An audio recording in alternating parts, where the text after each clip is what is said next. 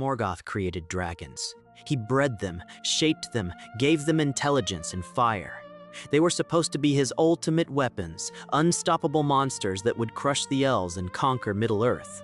And for a while, they worked perfectly. Glaurung destroyed entire kingdoms, and Calagon the Black was so massive his fall broke mountains. Dragons won battles that armies couldn't. But here's the problem. Morgoth couldn't actually control them. Neither could Sauron. The dragons served them, yes, they fought in their armies, but they did it on their own terms, when they wanted to, and they could refuse orders whenever they felt like it. Smaug should have been Sauron's greatest asset during the War of the Ring. An ancient dragon sitting on a mountain of gold, practically invincible, close enough to threaten all the northern kingdoms. But Sauron never even tried to recruit him. Why? Because he knew it wouldn't work. This is why Morgoth and Sauron couldn't control dragons, and the answer reveals something fundamental about how evil actually works in Tolkien's world. Let's start with what dragons are in Tolkien's mythology, because they're not just big magical lizards. Dragons were created by Morgoth during the First Age as weapons of war. But Morgoth had a problem. He couldn't create life from nothing. Only Eru Ilúvatar. So, like with the orcs, Morgoth had to take something that already existed and corrupt it, twist it, break it, until it became what he wanted. Tolkien never fully explained what dragons were made from. Some scholars think they were corrupted Maiar, powerful spirits twisted into physical form. Others think they were beasts that Morgoth enhanced with intelligence and power. But here is what we know for certain. Dragons aren't mindless animals. They're intelligent, possibly as intelligent as elves or men. They can speak multiple languages. They can reason, plan, and deceive. Glaurung held conversations with Turin and used psychological manipulation to destroy him. Smaug spoke with Bilbo and tried to turn him against the dwarves.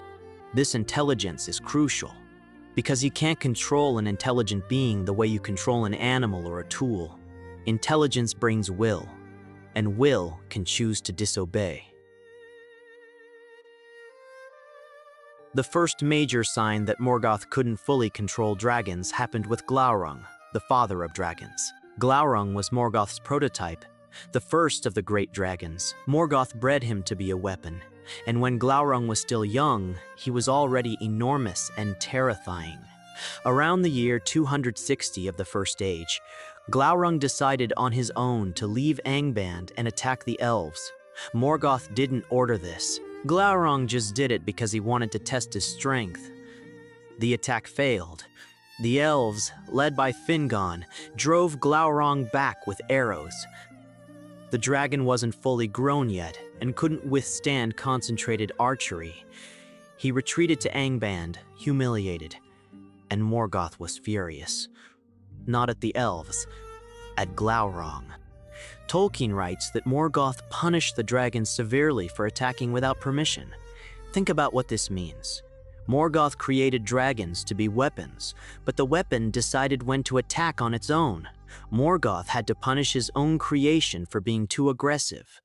This is the fundamental problem with making intelligent weapons.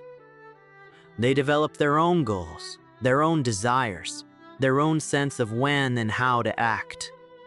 After that incident, Glaurung didn't emerge again for 200 years. When he finally did, during the Battle of Sudden Flame, he was fully grown and nearly unstoppable. But even then, he served Morgoth's purposes by coincidence more than obedience. Glaurung wanted to fight, to burn, to destroy. Morgoth's goals aligned with those desires, so the dragon cooperated. But it was cooperation, not control. So if Morgoth and Sauron can't control dragons, why do dragons serve them at all? Why did Glaurung fight for Morgoth? Why did the winged dragons assault the Valar's forces at the end of the First Age? Because their interests aligned. Dragons are, by nature, creatures of greed, pride, and destruction. They love gold and treasure. They love dominating others. They love burning and causing fear. Morgoth's wars provided all of this. When Morgoth attacked the elves, dragons got to destroy kingdoms and claim treasure hoards. When Sauron fought the free peoples, dragons could burn cities and accumulate wealth. Serving the Dark Lords gave dragons what they wanted anyway.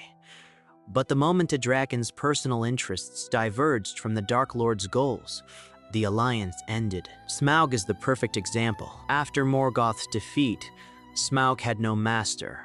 He wandered Middle-earth alone, eventually hearing about the treasure of Erebor. He attacked the Lonely Mountain not because anyone commanded him to, but because he wanted that gold. He spent nearly 200 years sleeping on that treasure, doing absolutely nothing to help Sauron or advance the cause of evil. Sauron was rebuilding his power during this time. He was gathering armies, corrupting kingdoms, preparing for war. An ancient dragon would have been an incredible asset, but Smaug didn't care. He had his gold. He had his mountain.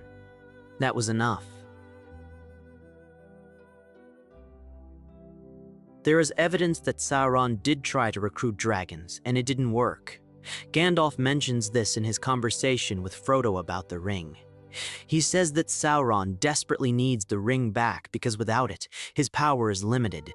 He lists the threats Sauron faces, and he specifically mentions dragons. Gandalf says that dragons, even if Sauron could recruit them, might not be enough to destroy the ring.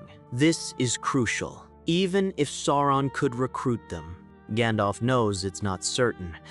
Sauron can't just command dragons to serve him.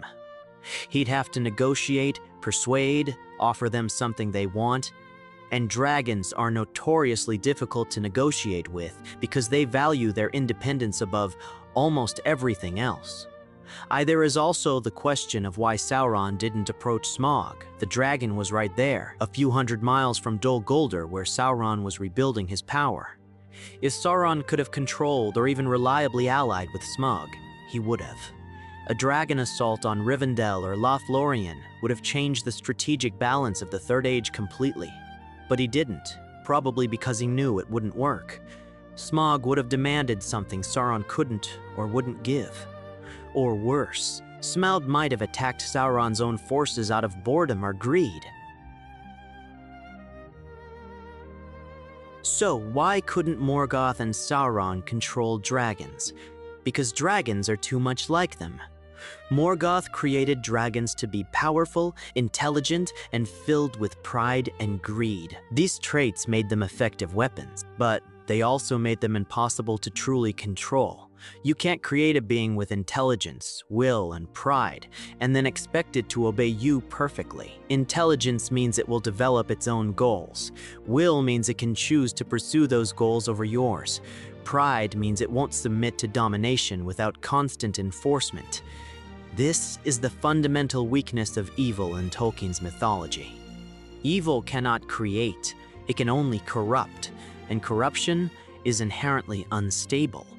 When Morgoth made dragons, he made them in his own image, greedy, proud, destructive.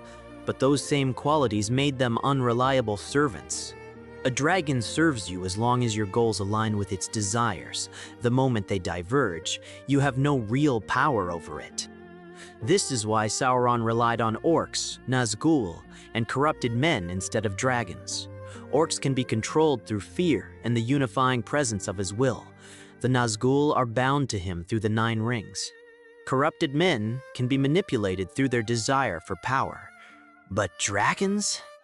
Dragons are too independent, too powerful, too inherently selfish to be reliable tools of conquest.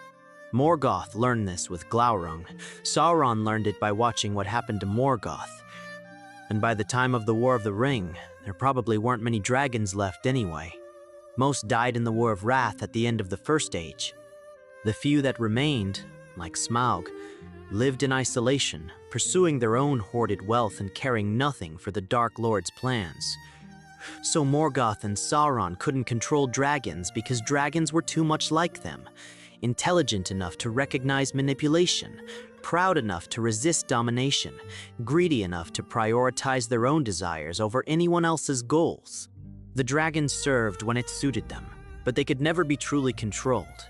And this reveals the deepest irony of evil in Tolkien's world. The more powerful you make your servants, the less reliable they become. The more intelligence and strength you give them, the more likely they are to turn those gifts toward their own purposes. Morgoth wanted ultimate weapons and created independent agents instead. And that failure, repeated across all his attempts to build an army of corrupted beings, is part of why evil ultimately loses. Not because good is stronger, but because evil cannot build anything stable or lasting. It can only corrupt, and corruption always turns on itself in the end.